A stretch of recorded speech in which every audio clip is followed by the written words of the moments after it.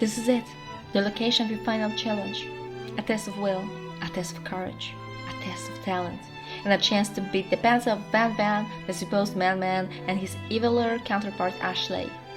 As planned, you begin to run through a quick test of recipe you've been working on, Lena's famous chicken pot pie. After practicing for months, making this dish comes second nature to you, and you're able to quickly get a fresh pot pie in the oven. But as soon as you do, your cram session is interrupted by Colonel Sanders and the Sakura petals. Lena, what are you doing here? There's still time before the final exam. Oh, just taking it all in. I'm beginning to visualizing success. I'm looking at my station and picturing victory. The pot pie has begun to bake and the smell is slowly filling the space around you. Visualizing, huh? That's too bad. I was hoping you were here cooking something delicious. You'd usually happily share your food with anyone who is hungry. But the last time you let Colonel Sanders get in your head, it cost you a cook-off. You decide that it's time you put your cooking above your romantic desires, but that decision gets hard to stick to when the oven timer goes off behind you.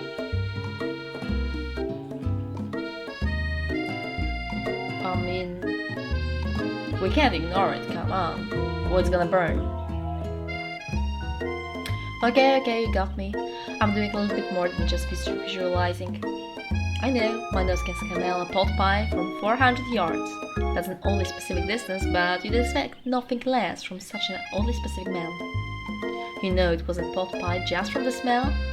Not just a pot pie, but a chicken pot pie with an all butter crust. And my nose is telling me something else. Oh no, is it burning? Haha, no. I can smell that it's made with a heaping helping of TLC.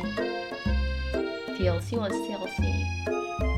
Tomato, lettuce, coleslaw? I don't know. I had no idea. But it'll probably start burning any second if you don't pull it out.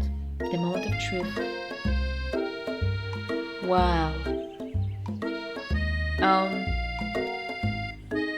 I like the graphics here, and the visuals, but I don't feel like this one is particularly, amazing. It's the best pot pie I've ever tasted. I've always loved country cooking and I could eat this all day. There's no time left. The final showdown is about to begin. Sprinkles lays down the ground rules. There are no rules! That is, except to cook with everything you've got. You step up for the cook-off of a lifetime. You decide that mac and cheese plus the pot pie you've been practicing are just the dishes that will push you over the edge to victory. And excuse me, but what kind of culinary school actually gives diplomas for making mac and cheese? Like mac and cheese and pot pie. Okay, that kind of school where the semester is 3 days. Okay, I got myself an answer, sorry. Meanwhile, both Van Van and Ashley are prepping wildly elaborate dishes per their usual over-the-top selves. Mira has her giant magnifying glass and several sets of tweezers. She's definitely prepared to go big, going small. Colonel Sanders seems to be harnessing his 11 herbs and spices, but he's trying to find a way to improve on something perfect. His original recipe, fried chicken. The intensity in the room starts at full 10 out of 10 with a frenzy of action. Everyone is calling out really cool special cooking moves as they prepare the food. Wow, this is getting serious! Colonel Sanders batters his chicken as it levitates through the air. Egg wash! Miriam furiously injects ingredients into an itty-bitty pot of broth. Best friend, Buster Blaster! Van Van flexes his pectorals and the chops open a sea urchin. Let's rock and roll it! Ashley scoops her pastries off the tray with lightning speed. Shallow personality spatula! Even Clank gets in on the whiff. 5-dial pressure point chicken cooking technique! Wait, when did Clank learn to speak English? It's a singularity, as was foretold. He mustn't let it happen, or the appliance uprising will take us all! Self-destruct. Van Van quickly unplugs Clank and rolls him out of the back door of the arena. As you frantically prepare your dish, you notice Ashley and her spellbook out.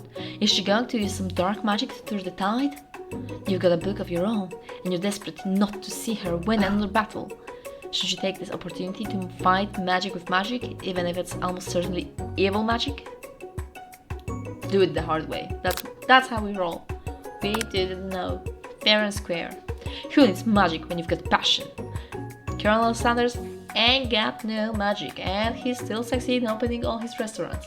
And by the way, you see, I don't even like KFC, I never ate KFC, and this game is so well made, it's so fun, it's so amusing that actually I'm going to start siding with the corporation, with the company I don't even like before. So kudos to the game designers, kudos to the marketing team, PR team, I don't know, that was a brilliant move.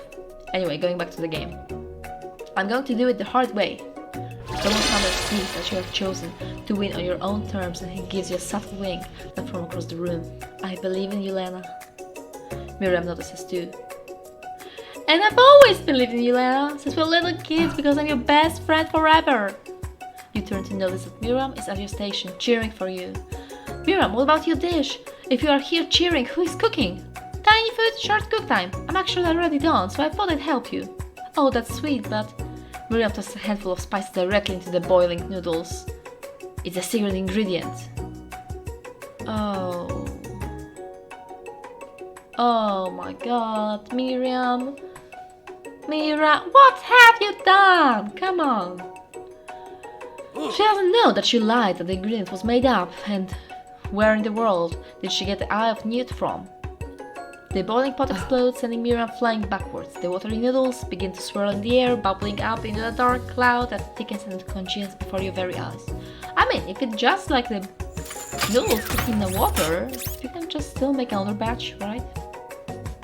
It is I, Steve, the spork monster. Steve! Wait, what happened to Borko? You're not here to battle me, are you? We spork monsters are many. I think Borko had the day off. But you have conjured Steve, and I hate to battle, so I'd say you're doing pretty alright. Oh hey, you're in the middle of cooking competition. I love this stuff, it's better than TV. You crazy kids and your culinary skills really impress me. Mind if I hang out? I'm sorry Steve, but I'm kind of in the middle of something, do you mind? Oh, look at his face, he's so sad, all of his eyes are teary. Steve the spork monster notices that you've got the grimoire stashed beneath your cooking station. I see what you're up to. Crisscrossed some magical items and accidentally summoned me, huh? Yeah, you guessed it, sorta. If you're here, would you mind tossing some fresh noodles in a pot of salted water? I'd love to. I've always wanted to be a top chef, actually. You know, when I was just a little spork pup back in the old country. So, the other guy, he used to be a human, and this one has been a spork pup. Okay. So he's winding up to tell you a very long and involved story. You don't know exactly where they came from, but it seems like he was probably lonely there. Actually, you know what? Maybe you should watch from the stands. I really need to focus on that competition. I understand. It's kind of like that time in monster school when I had fallen asleep during scare tactics class, and when I woke up, it was a serious stare at Steve, and he takes the hint. Never mind, I'll tell you later. Good luck. Having suffered this huge setback, you don't know how you could ever win, so you summon extra power from deep down within yourself. Give up and drop out. Yes, of course. What if I actually, press the second one? I'm just gonna go with the first one because I'm too lazy, like just to go to settings, load, the recent checkpoint, whatever. So gonna go with the first one, but still, maybe after they finish the game, I'm just gonna go try any other choices left. I can do this. I have what it takes. I came here to win. Your hair turns mac and cheese orange as culinary energy flows through your body. My heart is pure, my hands are steady, my taste buds have been preparing their entire lives for. Yes, Lena, you are the chosen one. You will avenge me. The power you've been summoning immediately fades back out. You interrupt my inspiring monologue. Sorry. My heart is pure, my hands are steady, my taste buds has been preparing for their entire lives for this moment. I will show the world my cookery. You begin to levitate off of the ground. Energy courses through your body. You know that with this power can do anything, except turn back time, which would be super useful because while you are powering up, your chicken pot pie overcooked in the oven and you can't be served. But don't worry, dear Lena, you may have suffered some setbacks, but it's all not lost. Impressive your fortitude, Colonel Sanders decides that you have earned his support.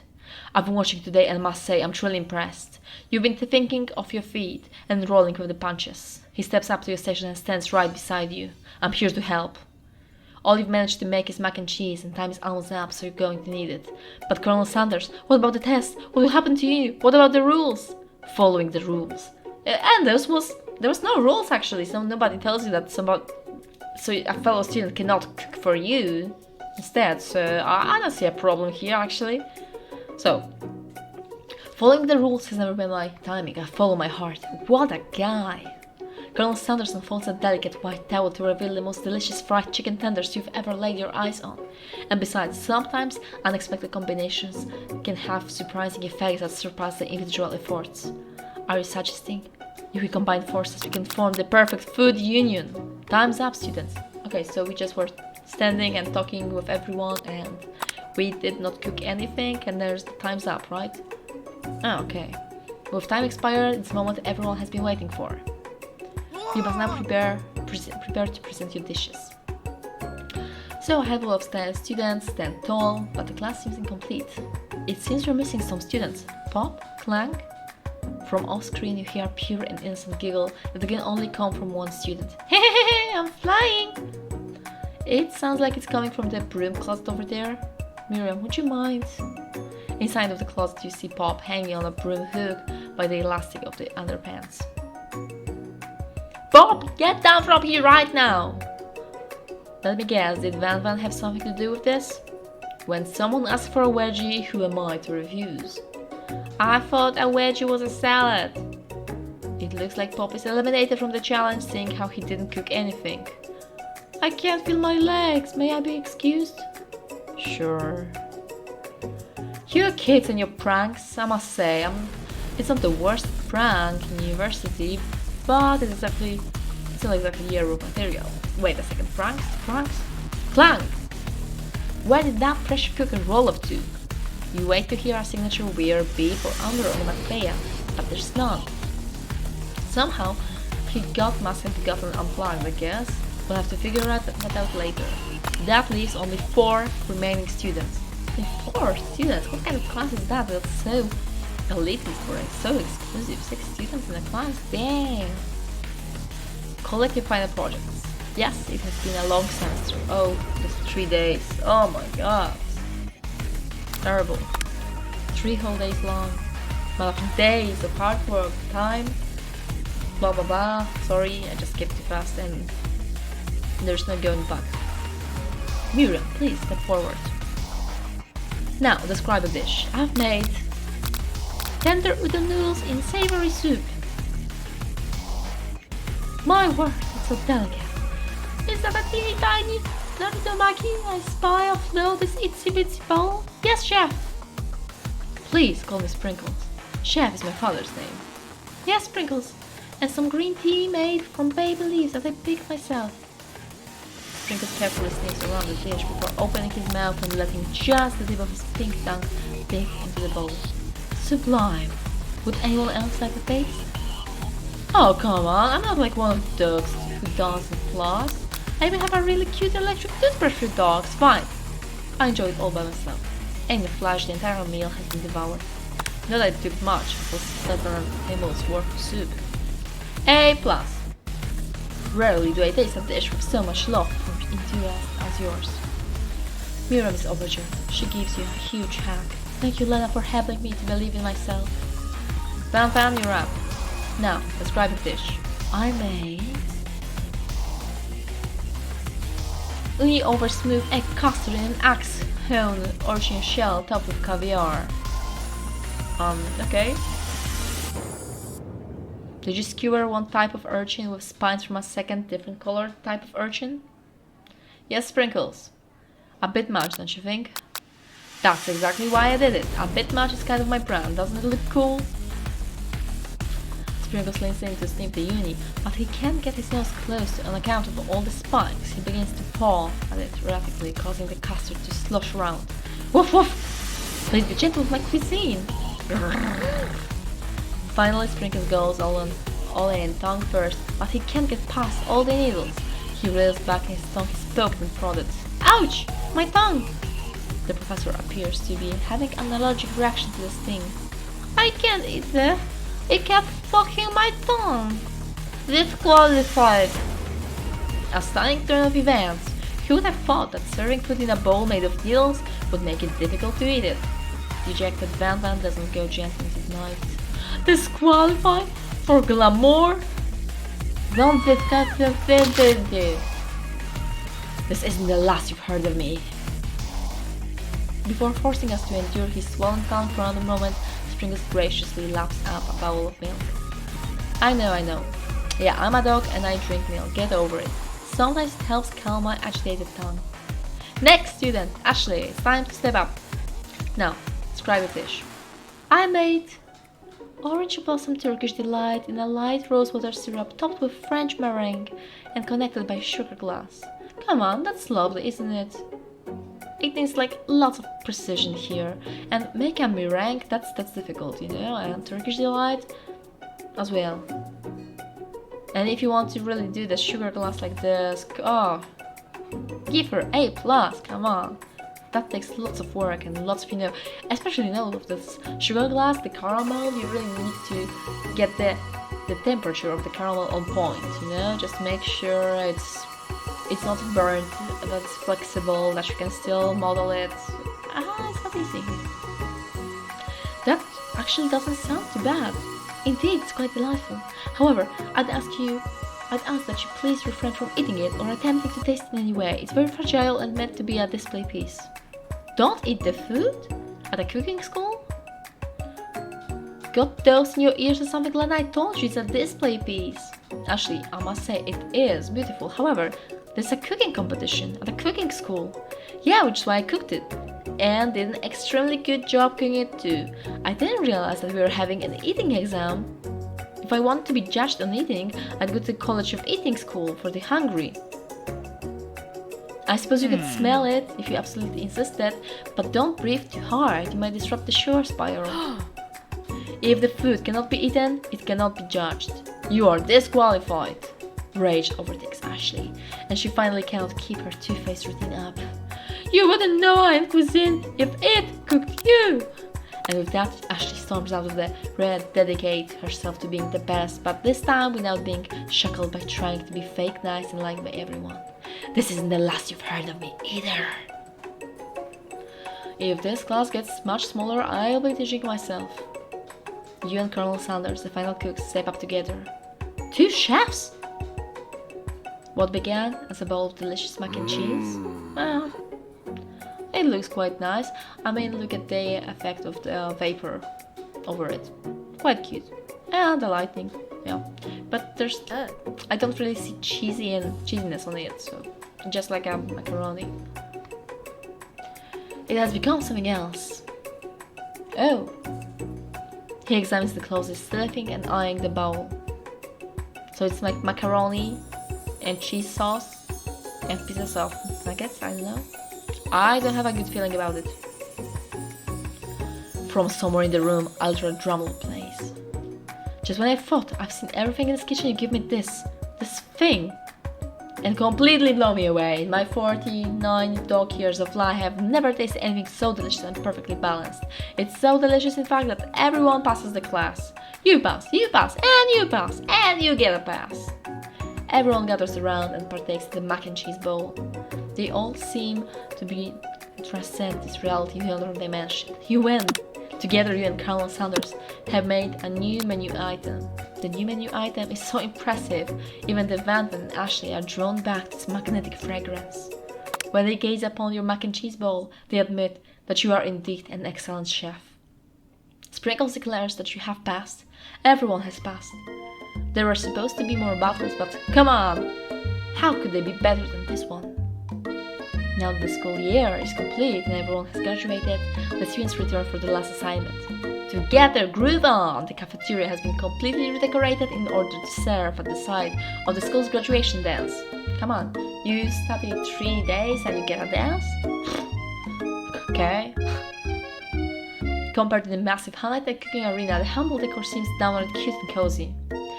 DJ Dog is in the house! Oh! Who let the dogs out? Who? Okay, sorry for the lame joke. You know that Sprinkles was a master chef, but also a world-renowned turntablist? Who says you can't teach an old dog new tricks? Van and Ashley tell everyone that they have committed themselves to righting the wrongs they did while they were the villains. For a moment, you actually believe them. Not another hunting. No ghosts allowed at graduation. It's clearly written in the school's bylaws. I was never actually a ghost. It was all a trick to get you to finally notice me. Oh, amusing. And now that everyone is together, it's the Spark Monster. He has totally mellowed out. Everyone, the Spark Monster is no more. From here out, I prefer that everyone refer to me by my new name, Party Monster. Student tries to finish what he had to say, but everyone is too wrapped up talking to Party Monster. Dejected student walks off. Maybe things didn't work out for Miriam romantically, but she found the love in her cooking, and she's gonna do great. A red carpet rolls out across the floor to the ballroom. It's like a Hollywood movie premiere. Who could command such an entrance? It's Pop! He's arrived late to the dance, but apparently for a good reason. Walking the carpet, you see perched atop his dirty chef's hat. A crown? Welcome back, Pop. I know you weren't able to complete the final exam and accept your diploma, so we had it mailed directly to your father. We figured it was the least we could do for the school's dean. Oh, now I get it. Yeah. And we get a new wing on the school, not to mention the honor of the education, son of the chancellor of such and such. The music at the dance is interrupted by the sound of sparkling electrical hissing.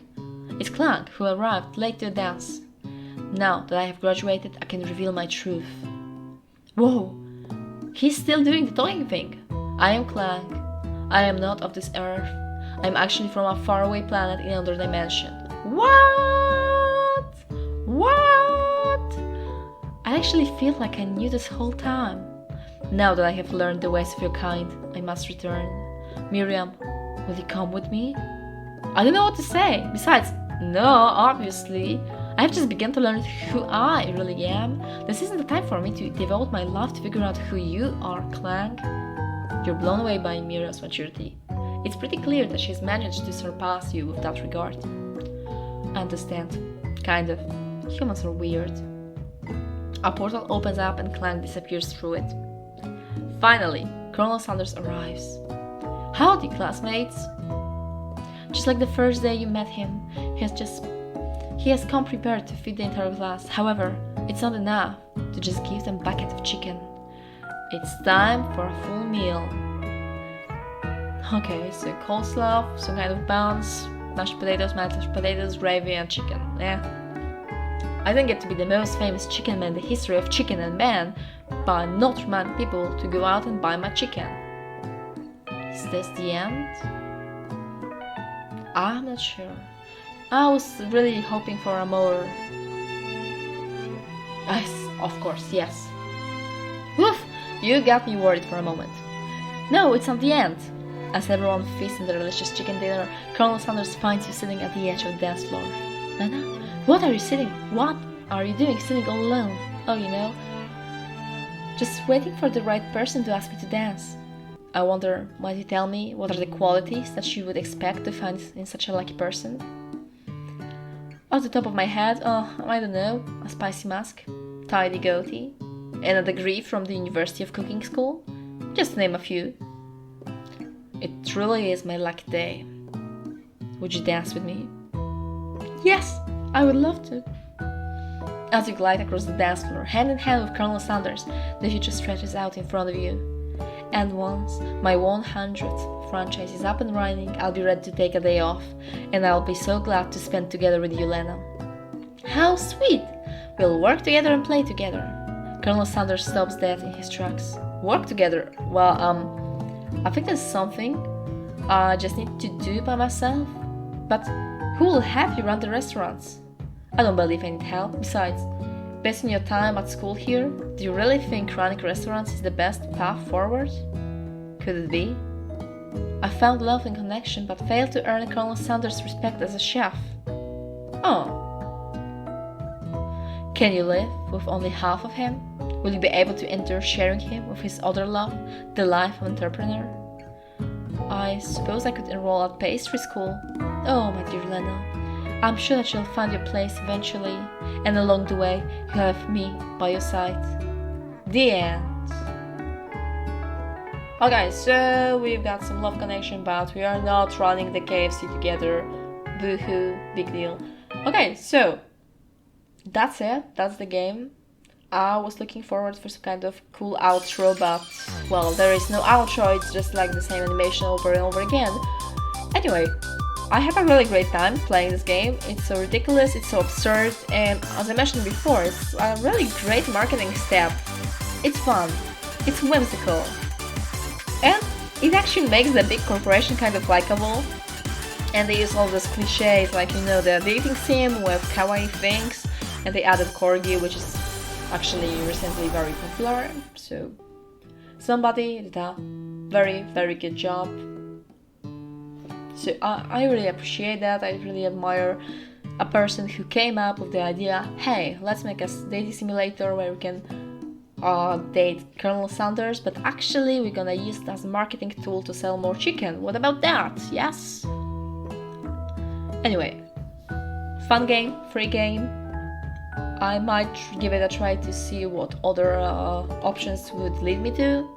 Thank you for watching, and don't forget to like, subscribe, comment, whatever, or not. It's your life, do what you want. I hope to see you in the next video. Take care, bye bye.